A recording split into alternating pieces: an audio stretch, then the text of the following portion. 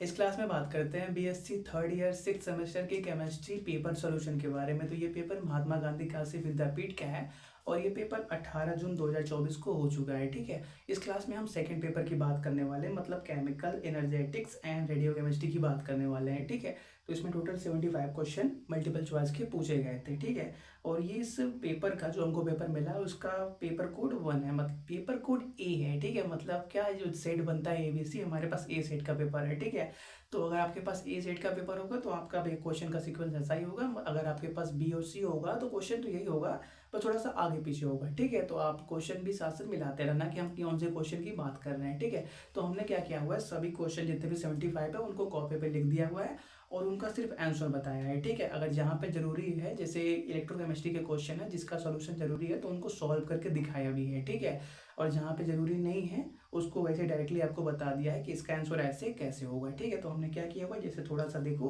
पहला क्वेश्चन है Gibbs Helmholtz equation है ना, उसका करेक्ट ऑप्शन कौन सा था, ऑप्शन नंबर 4 था। जो एमसीक्यू में चारों ऑप्शन थे उसका ऑप्शन नंबर 4 करेक्ट था और ये हमने लिखा हुआ है। ठीक है, तो हम ऐसे ही अपने सॉल्यूशन की स्टार्ट करते हैं। ठीक है, तो चलिए शुरुआत करते हैं। पहला क्वेश्चन क्या था, गिब्स हेल्महोल्ट्ज इक्वेशन इज, इसका करेक्ट ऑप्शन कौन सा था, 4 वाला जो दिया था delta G equal to delta H plus T del delta G upon delta at constant pressure. ठीक है, तो देखो यहाँ पे ये आंसर लिखा हुआ है और जो हमारे पेपर के अंदर कौन से नंबर पे था वो ये सीक्वेंस लिखा हुआ है। ठीक है, तो ये वाला जो आंसर था वो चौथे नंबर पे था, आप मिला लेना। सेलेक्ट द करेक्ट वन, तो q b equal to delta U ये करेक्ट था। ठीक है, जो चौथे नंबर पे दिया हुआ था।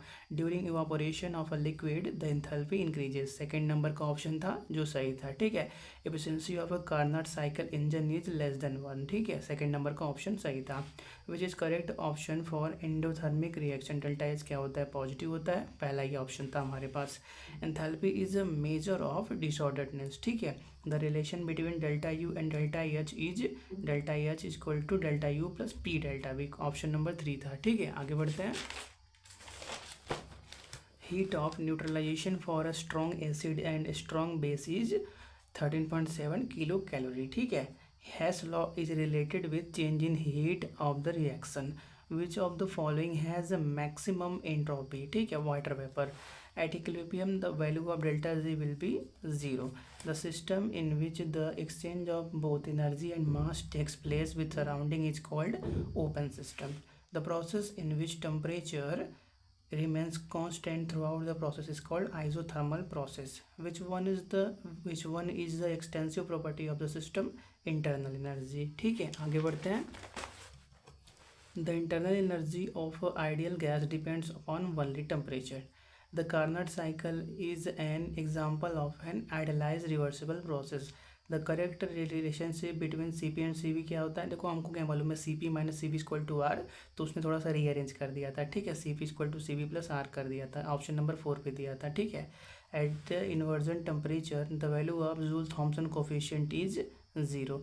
The reaction is spontaneous if जो आपका टी डेल्टा एस है वो डेल्टा एस से ज़्यादा हो और डेल्टा एस पॉजिटिव हो, डेल्टा एस भी पॉजिटिव हो। ठीक है, तो देखो ये ऑप्शन नंबर 3 पे था, थोड़ा सा वहाँ पे मिस प्रिंटिंग हो गई थी, यहाँ पे गलती से टी बी हो गया था क्लिक। ठीक है, बुक पेपर में देखोगे तो यहाँ पे टी बी लिखा हुआ है। ठीक है, तो वो मिस प्रिंटिंग है, लेकिन करेक्ट ऑप्शन यही रहने वाला है। ठीक है, क्योंकि बाकी सभी ऑप्शन में देखोगे तो डेल्टा एस किसी में निगेटिव दे रखा है। ठीक है, the third law of thermodynamics state that in the limit T approach to zero, जो आपका यस होगा वो जीरो होगा। यस मतलब इंथैल्पी क्या होगा, जीरो होगा। ठीक है, ऑप्शन नंबर 4 पे दिया था।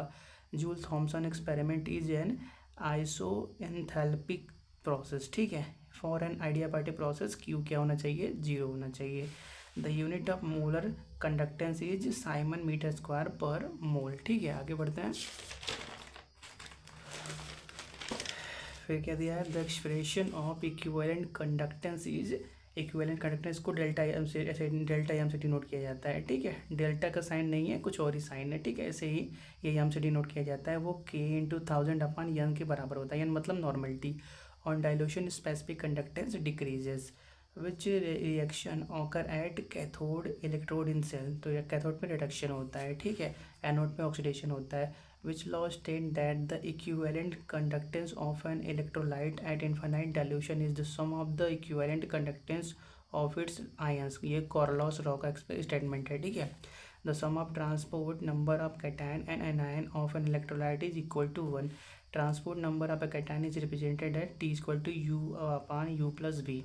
The value of degree of dissociation for a weak electrolyte is less than 1. Degree of dissociation को अल्फा से डिनोट किया जाता है, ठीक है। According to Kohlrausch law the correct expression for delta M not for Al2SO4 thrice is 2 del not Al3 plus 3 del not SO4 2 plus, ठीक है। Option number 1 पे ही दे रखा था ये, ठीक है। आगे बढ़ते हैं। The unit of cell constant is siemens नहीं, सेंटीमीटर है, सेंटीमीटर इनवर्स, ठीक है। या तो मीटर इनवर्स बोल दो या तो सेंटीमीटर इनवर्स बोल दो, ठीक है। इस सी को भी छोटा बनाओ, नहीं कन्फ्यूजन हो जाएगा आपको भी। सेंटीमीटर इनवर्स, एक सेकेंड रुक जाओ, चलो ठीक है। The pH of a solution is 4, it's H+ का कंसनट्रेशन, ठीक है। तो इसका देखो सॉल्यूशन देखो क्या दे रखा है हमारे पास, pH 4 दे रखा है, H+ का कॉन्सेंट्रेशन पूछ रहा है, ठीक है।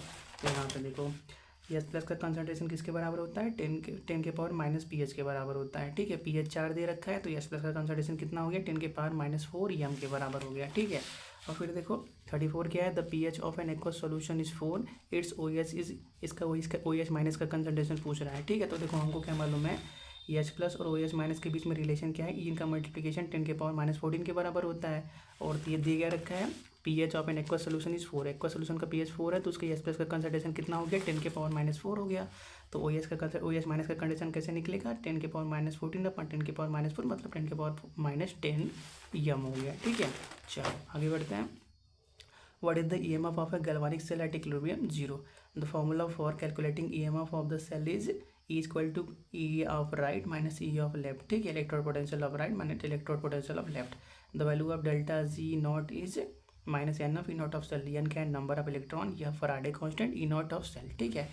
और फिर क्या, aqueous solution of CH3 C/Na is alkaline, ठीक है। जो आपका सोडियम एसिटेट है इसका एक्वस सोल्यूशन अल्कलाइन मतलब बेसिक नेचर का होता है, ठीक है।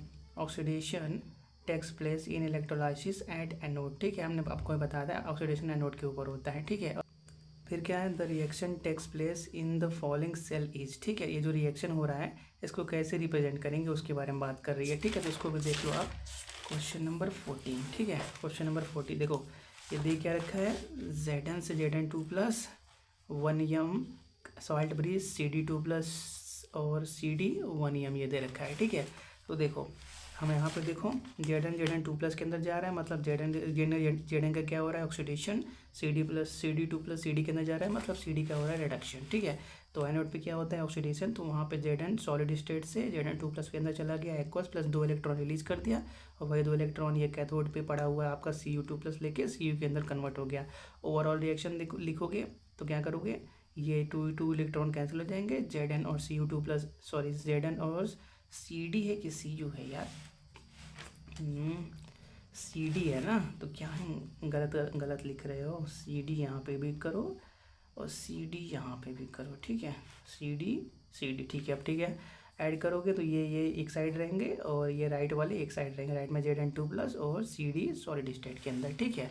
तो ये हो गया रिप्रेजेंटेशन, ऑप्शन नंबर 4 पे दे रखा था, ठीक है। आगे बढ़ते हैं। Standard electrode potential is measured by potentiometer, ठीक है। ये ऑप्शन दे ही नहीं दिया था, सब अलग अलग ऑप्शन दिए थे, ठीक है। तो डिपेंड करता है कि वो किसको चेक करते हैं। Standard reduction potential are given for a following reaction, ठीक है। Zn से Zn2+ प्लस 2 इलेक्ट्रॉन, जब Zn क्या अपने अंदर से 2 इलेक्ट्रॉन निकालता है मतलब खुद का ऑक्सीडेशन करता है तो उसके E नॉट का वैल्यू इतना है। और Fe जब अपने अंदर से 2 इलेक्ट्रॉन निकालता है, Fe2+ प्लस 2 इलेक्ट्रॉन बनता है मतलब अपने अंदर से 2 इलेक्ट्रॉन निकालता है तो उसका E नॉट का वैल्यू ये है। The electromotive force for the cell reaction, ये इस रिएक्शन के लिए EMF का वैल्यू निकालना है, ठीक है। तो एक बात नोट कर लो, ये रिडक्शन का वैल्यू नहीं ऑक्सीडेशन का वैल्यू है, E नॉट ऑक्सीडेशन का वैल्यू है, क्योंकि देखो यहाँ से Zn से Zn2 प्लस 2 इलेक्ट्रॉन हो रहा है तो उस सिचुएशन में E नॉट का वैल्यू इतना होता है। और Fe2+ से 2 Fe से Fe2+ हो रहा है मतलब खुद उसके अंदर से 2 इलेक्ट्रॉन निकाल रहा है तब उसके E नॉट का वैल्यू इतना है। ये बात क्लियर है। तो देखो अब हम क्या करते हैं, इसके सॉल्यूशन की बात करते हैं। क्वेश्चन नंबर 42, तो देखो 42 यहाँ पे, ठीक है, दिया क्या था चलो तो कंटिन्यू करते हैं। हमने क्या देखा, Zn से Zn2+ जब बनता है और 2 इलेक्ट्रॉन रिलीज होता है मतलब जब Zn का ऑक्सीडेशन होता है तो उसके लिए E नॉट का वैल्यू इतना है। आयरन का जब ऑक्सीडेशन होता है तो उसके लिए ई नॉट का वैल्यू इतना है। क्योंकि ये ऑक्सीडेशन की बात चल रही है तो ये जो ई नॉट का वैल्यू दे रखा है वो स्टैंडर्ड ऑक्सीडेशन पोटेंशियल का वैल्यू दे रखा है। स्टार पॉइंट नोट करो पहला कि जो ये वैल्यू दे रखी है वो ऑक्सीडेशन पोटेंशियल का वैल्यू दे रखा है। और फिर क्या, जो रिडक्शन पोटेंशियल होगा वो किसके बराबर होगा, स्टैंडर्ड पोटेंशियल के निगेटिव के बराबर होगा। कहने का मतलब मैग्नीट्यूड में तो वही होगा, बस साइन बदल जाएगा। ठीक है, तो देखो इस रिएक्शन के अंदर देखो इसी का हमको ईएमएफ निकालना था, तो Fe2+ से Fe बन रहा है मतलब आयरन का रिडक्शन हो रहा है, और Zn से Zn2+ बन रहा है मतलब Zn का ऑक्सीडेशन हो रहा है। तो देखो हमको क्या मालूम है ऑक्सीडेशन कहाँ पे होता है, AO एनोड पे ऑक्सीडेशन होता है और सी पे कैथोड पे रिडक्शन होता है। तो ये बात क्लियर है। तो हमको ई नॉट ऑफ सेल निकालना, तो वो किसके बराबर होता है, E not of reduction of cathode plus E not of oxidation of anode. देखो हमने रिडक्शन पोटेंशियल दोनों का यूज नहीं किया, हमने एक का रिडक्शन पोटेंशियल एक का ऑक्सीडेशन पोटेंशियल यूज किया, इसलिए यहाँ पे Bl+ का साइन आ गया। ठीक है, अगर इसका भी रिडक्शन पोटेंशियल यूज करते तो यहाँ पे माइनस का साइन आ जाता, माइनस का साइन आ जाता तो क्या करना पड़ता, इसके वाले में भी निगेटिव का साइन लगाना पड़ता, ओवरऑल तो वो वही बन जाता। ठीक है, हमने डायरेक्टली आपको जो एक इंपॉर्टेंट अलग से फॉर्मूला होता है वही यूज कर लिया। ठीक है, तो E not of reduction of cathode, cathode पे क्या हो रहा है, रिडक्शन हो रहा है। रिडक्शन किसका हो रहा है, रिडक्शन हमारे पास आयरन का हो रहा है। तो आयरन के लिए कितना दे रखा है, +0.41। ये क्या है, ऑक्सीडेशन पोटेंशियल है। लेकिन हमको क्या चाहिए, रिडक्शन पोटेंशियल, तो नेगेटिव कर दो तो -0.41 प्लस ऑक्सीडेशन पोटेंशियल एनोड का कितना है 0.76, ये रख दो वोल्ट में, कितना आ गया, घटा दोगे 0.35 आ जाएगा। ठीक है, ऐसे कर सकते हो। या जो हमने अभी फार्मूला कुछ टाइम पहले देखा था कि जो आपका, या दूसरा फार्मूला लिख दो, E not of cell is equal to E not of cathode, और वो भी कौन सा, रिडक्शन पोटेंशियल का। ठीक है, reduction potential of cathode minus E not of reduction potential of anode. ठीक है, तो उस सिचुएशन में क्या करोगे, एनोड वाला पोर्शन को भी क्या करोगे, एनोड का भी रिडक्शन वैल्यू लोगे। तो एनोड का रिडक्शन कितना आया था, सॉरी एनोड का ऑक्सीडेशन कितना है, एनोड मतलब कि ऑक्सीडेशन किसका हुआ है, हमारे पास जिंक का ऑक्सीडेशन +0.76 है, उसका रिडक्शन पोटेंशियल यूज करोगे तो -0.76 यूज करोगे। लेकिन यहाँ पे एक माइनस पहले से ही है तो माइनस माइनस प्लस तो वैसे हो जाने वाला है। ठीक है, तो कोई दिक्कत नहीं, ये फॉर्मूला यूज करो या वो फॉर्मूला यूज करो, दोनों सही है। ठीक है, चलो तो ये बात क्लियर हो गया, 0.35 वोल्ट होना चाहिए था। चलो तो ऑप्शन नंबर 2 पे दे रखा था। ठीक है, 43 है, the standard electrode potential for 4 alkali metal ABCD are -3.05 -1.66 -0.40 और +0.80 volt respectively. The strongest reducing agent among these is AH। ठीक है, देखो आपको क्या मालूम है 43। ठीक है, 43 मोर नेगेटिव द स्टैंडर्ड रिडक्शन, जितना किसी भी मेटल का स्टैंडर्ड रिडक्शन नेगेटिव होगा वो क्या ज़्यादा टेंडेंसी रखेगा इलेक्ट्रॉन को लूज करने का, तो क्या वो ज़्यादा अच्छा रिड्यूसिंग एजेंट बन जाएगा। ठीक है, more negative the standard reduction more potential greater is the tendency to lose electron, आसानी से वो इलेक्ट्रॉन लूज करना चाहेगा। Hence metal is strongest reducing agent, मतलब आसान सबसे अच्छा वो रिड्यूसिंग एजेंट है, मतलब सबसे अच्छा खुद का ऑक्सीडेशन करने वाला है। ठीक है, इन सभी में देखो सबसे नेगेटिव ए का ही इलेक्ट्रोड पोटेंशियल है। ठीक है, विच of the following metal does not displace hydrogen from acid, तो इन सभी जो ऑप्शन दिए थे उसमें से कॉपर क्या है, जो 3rd नंबर पे ऑप्शन दिया था वो क्या हाइड्रोजन को उसके एसिड से नहीं निकाल पाएगा। क्यों नहीं निकाल पाएगा, क्योंकि ये क्या रिएक्टिविटी सीरीज के अंदर हाइड्रोजन से नीचे आता है। ठीक है, 44 का भी सॉल्यूशन देखो आप, Cu Au Ag और Plat ये जो मेटल होते हैं वो क्या रिएक्टिविटी सीरीज के अंदर हाइड्रोजन से नीचे आते हैं, और ऐसे मेटल जो हाइड्रोजन से नीचे होते हैं वो उसको उसके सॉल्यूशन से रिप्लेस नहीं कर पाते। ठीक है, चलो आगे बढ़ते हैं। The correct Henderson-Hasel equation for a buffers mixture of weak acid and salt is pH = pKa + log salt upon Ac। ठीक है, आगे बढ़ते हैं। At 0 Kelvin the cell potential is equal to 0 on the hydrolysis of salt of weak acid and strong base, the calculation of pH will be done by pH = half pKw minus pKa minus log C। ठीक है, option number 2 पे दिया था। The value of quantum efficiency in the ideal stage of a reaction is only 1 among the following which is non-radiative transition internal conversion, among the following which one is radioactive transition phosphorescence। According to Stark-Einstein law of photochemistry, the energy absorbed per mole of reacting substance is given by = Na मतलब एक quarter number, H Planck constant, C speed of light, lambda wavelength. ठीक है, अपान lambda है, यह बात याद रखना। How long much how long much time does the fluorescence peak obtain after the excitation of the molecule. तो देखो ये कितना होता है 10⁻⁻15 सेकेंड का होता है, लेकिन हमारे पास ये वाला ऑप्शन दिया नहीं था, मतलब हम none of this option number 4 के साथ जाएंगे, ठीक है। और ideal solution which option is correct, delta H mixing 0 होता है और डेल्टा वी मिक्सिंग भी 0 होता है, ठीक है। पहला ऑप्शन करेक्ट था। आगे बढ़ते हैं। तो देखो इसका थोड़ा सा हमको आंसर मिला नहीं, अगर आपको मिले तो बता देना, ठीक है। Raoult's law is related with vapor pressure. Option number 3. At constant temperature, which pair of solution is isotonic? तो at constant temperature पे 0.1 m CaNO3 twice और 0.1 m Na2SO4 isotonic solution होते हैं। Molarity of distilled water 55.56. Which of the following is colligative property osmotic pressure, ठीक है। विच of the following solution has minimum vapour pressure, ठीक है। ये question भी हमको नहीं मिल पाया इसका आंसर, ठीक है। The diameter of colloidal particle is 10⁻⁻4 centimetre to 10⁻⁻7 centimetre. Which of the following ion is the most effective for the coagulation of FeOS thrice solution, ठीक है। PO4 3- मोस्ट इफेक्टिव है, ठीक है। Most effective for coagulation of positively charged solution is potassium ferrocyanate. Brownian motion is represented by colloidal particle, ठीक है। Tyndall effect occur due to scattering of light. The free energy change is for adsorption is negative. A substance which reduces the rate of reaction is called negative catalyst. The equation for Federlich adsorption isotherm is x/m is equal to Kp⁴1/n. Which isotope of carbon show radioactivity C14, ठीक है। विच of the following is alpha particle He2+। Helium का nuclei, helium के अंदर दोनों electron निकाल दोगे तो बचेगा क्या, हीलियम का न्यूक्लियाई, वो क्या अल्फा पार्टिकल की तरह बिहेव करता है। The radioactive isotope of hydrogen is 1s3, ठीक है। द क्वेश्चन नंबर 71 है 3/4 quantity of A radioactive element disintegrates into hour, the half life of this element is 1 hour। इसका भी सॉल्यूशन देख लो आप। क्वेश्चन नंबर 71 टी हाफ कितने के बराबर होता है, ln2 अपान लेमडा के बराबर, जहाँ पे लेमडा क्या होता है 1/20 ln n0 अपान n0 - n होता है। हमको दे क्या रखा है कि 2 घंटे में वो क्या 3/4 हो गया, अपनी जो भी उसका क्वांटिटी है उससे 3/4 हो गया, मतलब n का वैल्यू 3/4 n0 है।